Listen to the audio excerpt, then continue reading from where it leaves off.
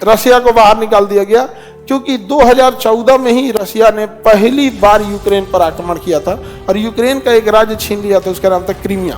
और यूएनओ में जाके क्या बोलता है, हम कब्जा नहीं किए हैं। अब यूक्रेन का एरिया कब्जा हो गया, इतना यूक्रेन छिटा गया और यहीं पे यूक्रेन का सबसे ज़्यादा खनिज है।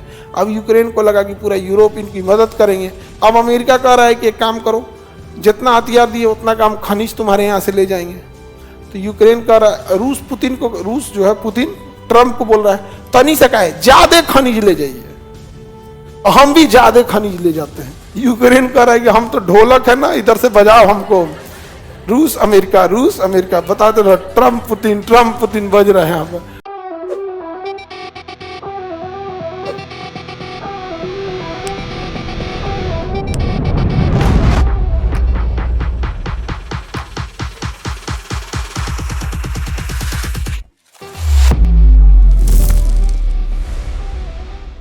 G7, जी क्या है 7, ये 1975 में बना था G7, बाद में इसे G8 बनाया गया, फिर क्या कर दिया गया, G7 हो गया।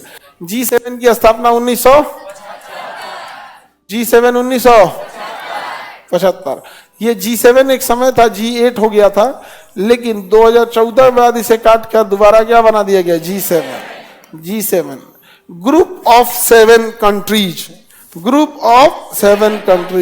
पहले इसमें रसिया भी आता था, तो ग्रुप ऑफ 8 कंट्री था G8, लेकिन अभी क्या है, रसिया को बाहर निकाल दिया गया क्योंकि 2014 में ही रसिया ने पहली बार यूक्रेन पर आक्रमण किया था और यूक्रेन का एक राज्य छीन लिया था, उसका नाम था क्रीमिया। यूक्रेन का एक राज्य छीन लिया था जिसका नाम क्या था, क्रीमिया। इसी वजह से यूरोप वाले मिलके उसको G8 से क्या कर दिए थे, बाहर निकाल दिए थे। G8 से क्या निकाल दिए, बाहर निकाल दिए थे। यह है यूक्रेन, इसका नीचे वाला ये राज्य क्रीमिया। 2014 में यूक्रेन के एक राष्ट्रपति थे पेट्रो यानुकोविच जो थे, वो यूक्रेन को यूरोपीय यूनियन में मिलाने की बात कर रहे थे, लेकिन अचानक रूस के दबाव में आकर उन्होंने यूक्रेन को यूरोपीय यूनियन में जाने से मना कर दिया। यूरोपीय यूनियन में जाने से जब मना किया तो जनता ने विरोध किया, तो पेट्रो यानुकोविच को भागना पड़ा और यहाँ दूसरी सरकार आई। दूसरी सरकार इसे यूरोपीय यूनियन में शामिल करने पे जोर देने लगी। तो उसी समय रसिया ने हमला करके इसका निचला राज्य किसको कब्जा कर लिया, क्रीमिया को। लेकिन इस बैला को बुझाया नहीं कि यूरोपीय यूनियन में शामिल के टाइम पे जब युद्ध हो गया, तो यूरोपीय यूनियन तो एक व्यापारिक संगठन है कि हम व्यापार ज्यादा किधर करेंगे, यूरोप में, व्यापार ज्यादा यूरोप में करें। अब आए थे जेलेंस्की इसको नाटो में शामिल करा रहे थे। किससे शामिल करा था, नाटो में। नाटो का आर्टिकल 5 कहता है कि नाटो में फिलहाल 32 देश हैं, अगर कोई बाहरी 32 आपस में लड़ेंगे तो उससे मतलब नहीं है। यदि कोई बाहरी आक्रमण कर दिया इस 32 में से किसी एक पे ही, तो 32 का 32 मिल के उसको मारेगा। अब नाटो का मतलब क्या है कि इससे डर के रहिए ना, तो 32 का 32 मिल के मारेगा। ये तो जंगल का कानून हो गया। क्या सब देश में ये कभी मायने रखता है? नाटो का जरूरत क्या है? अगर नाटो का जरूरत है तो यूएनओ की सुरक्षा परिषद को आग लगा दो। इसका मतलब आपको अपनी ही सुरक्षा परिषद पे भरोसा नहीं है। लेकिन वहां पर जो जाता है मोए करके चलाता है, यूएनओ अच्छा है, नाटो अच्छा, क्या मतलब बनता है? नहीं समझ आ गया। आप अपनी बात रखिए कि आप अपना रिलेशन देखेंगे कि हमारा खराब हो जाएगा। नहीं समझे? अभी बीपीएससी वाला प्रोटेस्ट हुआ तो सब आदमी हमको समझा रहे, सर आप तो सबको जानते हैं, सब लोग आपको क्या कहेगा। हम कहे सब हमको जानते, क्या कहेगा? अब भाई बच्चों का भविष्य बर्बाद कर दिया गया है। इनके लिए अगर ऊपर वाले से लड़ना पड़े तो आदमी लड़ जाएगा, तो ये नीचे घूमने वाले को क्या मतलब बनता है? भाई तुम घुसियाइले रहो। डेट लग गया आगे, हाँ 7 को डेट लग गया और अपर बेंच में भेज दिया गया, डबल बेंच में इसके भेज दिया गया है, जिससे एक चीज ये होगा कि राज्य सरकार अब इसके आगे नहीं जा सकती है। मार्च में ही देखिए बहुत, अब 7 तारीख को क्या होता है, क्योंकि डेट लगना कोर्ट में ये सब हम लोग के हाथ में नहीं रहता है, ठीक है। तो वहां जाके कोई कुछ बोल भी नहीं कहता। बताओ नाटो में बिना मतलब का है ना नाटो। अब रूस के सीधाने आप इसको नाटो का सदस्य बना दीजिएगा। अब आप इससे कहिएगा कि हम इधर गोली चलाएंगे, ये गोली चलाएगा तो नाटो एक्टिवेट हो जाएगा। तो बेचारा 32 देश से अकेले कैसे लड़ेगा? तो पुतिन बोले चाचा कि देख जेलेंस्की, ते यूरोपीय यूनियन में गया, हम तनी से कब्जा किए, नाटो में मत जाना। तो करा ना हम जई तो जाएगा, उसने क्या किया, यहाँ पर पूरा इतना कब्जा कर लिया, यूक्रेन का इतना एरिया कब्जा कर लिया। क्या कर लिया?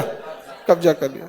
और यूएनओ में जाके क्या बोलता है, हम कब्जा नहीं किए हैं, ये डोनेस्क, डोनबास, जेपोरेजिया, ये सब जगह खुद ही यूक्रेन से उब गए हैं, तो यूक्रेन से अलग होना चाहते हैं। इन्होंने हमसे मदद मांगा था, देखिए ये मदद का लेटर, रिक्वेस्ट लेटर, तो हम उसके रिक्वेस्ट पर स्पेशल मिलिट्री ऑपरेशन किए हैं। अब यूक्रेन का एरिया कब्जा हो गया, इतना यूक्रेन छिटा गया, और यहीं पे यूक्रेन का सबसे ज़्यादा खनिज है। अब यूक्रेन को लगा कि पूरा यूरोप इनकी मदद करेंगे, यूरोप वाला मदद किया, अमेरिका मदद किया, तो अमेरिका उसका पैसा मांग रहा है कि इतना मदद किए थे तो पैसा, तो क्या पैसों लगेगा इसका, अरे फ्री में हम कफन ना दे रहे। अब अमेरिका कह रहा है कि एक काम करो, जितना हथियार दिए उतना काम खनिज तुम्हारे यहां से ले जाएंगे। तो यूक्रेन कह रहा है, रूस पुतिन को, रूस जो है पुतिन ट्रंप को बोल रहा है, तनी से कहा है ज्यादा खनिज ले जाइए, और हम भी ज्यादा खनिज ले जाते हैं। यूक्रेन कह रहा है कि हम तो ढोलक है ना, इधर से बजाओ हमको, रूस अमेरिका बताते रहो, ट्रम्प पुतिन बज रहे हैं यहाँ पर, ढोलक बन गया किसका? यूक्रेन का ढोलक बना के रख दिया। तो 2014 में पहली बार इसने किसे कब्जा किया था? क्रीमिया को कब्जा कर लिया था। उसी के बाद G8 में रूस भी होता था, तो इसे बाहर करके G7 में डाल दिया। किसमें डाल दिया? G7 की स्थापना 1975। ये दुनिया के सबसे शक्तिशाली देशों का संगठन है, जो पैसे से हर मामले में मजबूत है। G7 बताएंगे, G7 में 7 कौन कौन से देश आएंगे? पहला कनाडा, दूसरा अमेरिका, तीसरा ये ब्रिटेन हो गया, यूके, चौथा फ्रांस, पांचवा जर्मनी, छठवा इटली, सातवां जापान। 7 देश। अब देखिएगा, सारे के सारे हैविली इंडस्ट्रियलाइज्ड देश हैं सब। यूपीएससी, बीपीएससी एवं सभी राज्यों की सिविल सेवाओं की परीक्षाओं एवं नीट जी आदि की तैयारी करें भारत की सबसे बेहतरीन coaching centre Khan global studies के साथ। अधिक जानकारी के लिए हमारे दिए गए हेल्पलाइन नंबर 8757354880 पर संपर्क करें।